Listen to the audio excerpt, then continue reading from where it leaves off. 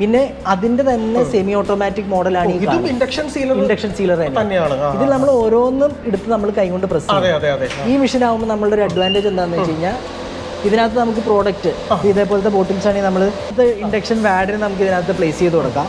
എന്നിട്ട് ഇതിനെ ലോക്ക് ചെയ്തിട്ട് നമുക്ക് ഓരോന്നോരോന്നായിട്ട് ഇതേപോലെ നമ്മൾ വെച്ച് കൊടുത്താൽ മതി. അപ്പോൾ ഇതിങ്ങനെ ലൈനായിട്ട് ഓക്കെ നമുക്കിതേപോലെ പ്രൊഡ്യൂസ് ചെയ്ത് പുറത്ത് വരും. Okay fine. ഓട്ടോമാറ്റിക് ആയിട്ട് പറയുന്ന പോലെ അത് സീൽഡ് ആയി. അപ്പോൾ നമുക്ക് ഇത് മെറ്റീരിയൽ ഇതിനകത്ത് ഫില്ല് ചെയ്ത് ഡയറക്റ്റ്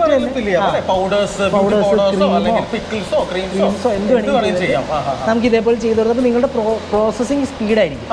ഇതും ഈ പറഞ്ഞ പോലെ സാധാരണ നമ്മൾ 3 ഓപ്പറേഷൻസ് ഒക്കെ ആയിട്ടായിരിക്കും ചെയ്യുന്നത്. ഒന്ന് ഫില്ല് ചെയ്യുക, രണ്ടാമത് ഒരാൾ ക്യാപ്പിട്ട് അടച്ചൊക്കെ വയ്ക്കും, അടുത്ത ആൾ ഇൻഡക്ഷൻ സീലറോ എന്തെങ്കിലും വെച്ച് സീൽ ചെയ്യും.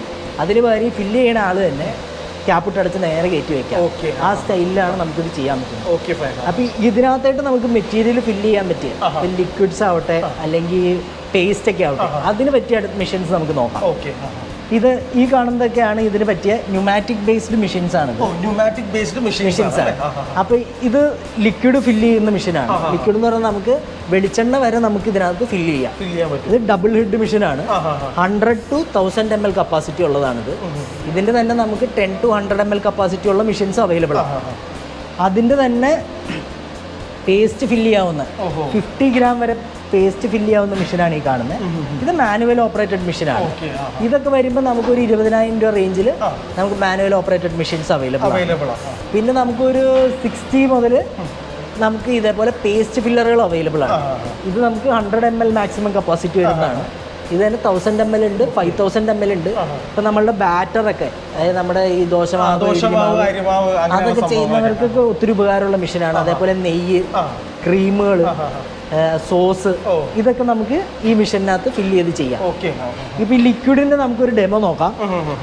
ഇതാണ് ലിക്വിഡിൻ്റെ പവർ ഓൺ ചെയ്യുക.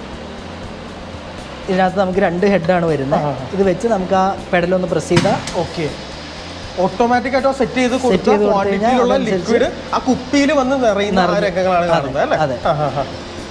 ഇതേപോലെ നമുക്ക് പ്രോഡക്ട്സ് ഫില്ലായി നമുക്ക് ഇതേപോലെ എടുക്കാൻ പറ്റും. ഓക്കെ. അപ്പോൾ ഇതിൻ്റെ മെറ്റീരിയലിൻ്റെ തിക്നെസ്സും സെറ്റപ്പൊക്കെ അനുസരിച്ച് നമുക്ക് ഇതിൻ്റെ സ്പീഡ് കാര്യങ്ങളൊക്കെ കൂട്ടുകയോ കുറയ്ക്കുകയോ കസ്റ്റമൈസ് ചെയ്ത് നമുക്ക് ഉപയോഗിക്കാൻ പറ്റും. എന്ത് വിലയാണ് നമുക്ക് ഈ ഒരു മെഷീൻ വരുന്നത്? ലിക്വിഡ് ഫില്ലറൊക്കെ ആകുമ്പോൾ നമുക്കൊരു 45,000 ആ റേഞ്ചിലൊക്കെയാണ് നമുക്ക് ലിക്വിഡ് ഫില്ലേഴ്സ് ഒക്കെ വരുന്നത്. ഇത്രയും അഡ്വാൻസ് ആയിട്ടുള്ള മെഷീനും 45,000 അല്ലേ? നോർമലി നമ്മൾ കോയമ്പത്തൂരൊക്കെ നമ്മൾ ചെന്ന് കഴിയുമ്പോഴല്ലോ ഇമാതിരിയുള്ള മെഷീൻസിനൊക്കെ അവരെല്ലാം 1 lakh above ആണ് നോർമലി നമുക്ക് കാണുന്നത്. പല മെഷീൻസും അങ്ങനെ തന്നെയാണ്. പക്ഷെ ആ ഒരു സ്ഥാനത്ത് സ്നേഹദാസിന്റെ നമ്മുടെ ഈ ഒരു ടീടെക്കിൽ വരുമ്പോൾ ഉണ്ടല്ലോ ഒട്ടുമിക്ക മെഷീൻസും 50,000 രൂപയിൽ താഴെയുള്ളൊരു വിലയിലാണ്. അതായത് നമ്മളെ പോലെയുള്ള സാധാരണക്കാർക്ക്, അതായത് സാധാരണക്കാരായിരിക്കുമല്ലോ ഇതുപോലെയുള്ള ഒരു ഇൻഡസ്ട്രിയിലേക്ക്, പാക്കിംഗ് ഇൻഡസ്ട്രിയിലേക്കൊക്കെ കടന്നു വരുന്നത്. അപ്പോൾ അങ്ങനെയുള്ള ആളുകൾക്ക് ഈസി ആയിട്ട് അഫോർഡബിൾ ആയിട്ടുള്ള ഒരു പ്രൈസിലാണ് നമ്മുടെ ടീടെക്കിൽ ഈ മെഷീൻസ് എല്ലാം നമ്മൾ പ്രൊവൈഡ് ചെയ്യുന്നത്. അത് നിങ്ങളുടെ വലിയൊരു അഡ്വാൻറ്റേജ് ആണ്. അപ്പോൾ ഈ ഒരു മെഷീന്റെ പ്രൈസ് നമ്മൾ പറഞ്ഞിട്ടുണ്ടായിരുന്നില്ല, ഇൻഡക്ഷൻ ബേസ്ഡ് ഈ പാക്കിംഗ് ഇതൊക്കെ വരുമ്പോൾ നമുക്കൊരു 80,000 രൂപ മുതലാണ് ഇതിന്റെ സ്റ്റാർട്ടിംഗ്. 80,000 രൂപ ഇത്രയും വലിയൊരു മെഷീൻ. ഈ ഒരു നമുക്ക് ഈ ഒരു മാനുവൽ പാക്കിംഗ് പേസ്റ്റ് പാക്കിംഗ് മെഷീനൊക്കെ വരുമ്പോൾ നമുക്ക് 20,000 ആ റേഞ്ച് ഒക്കെയാണ്.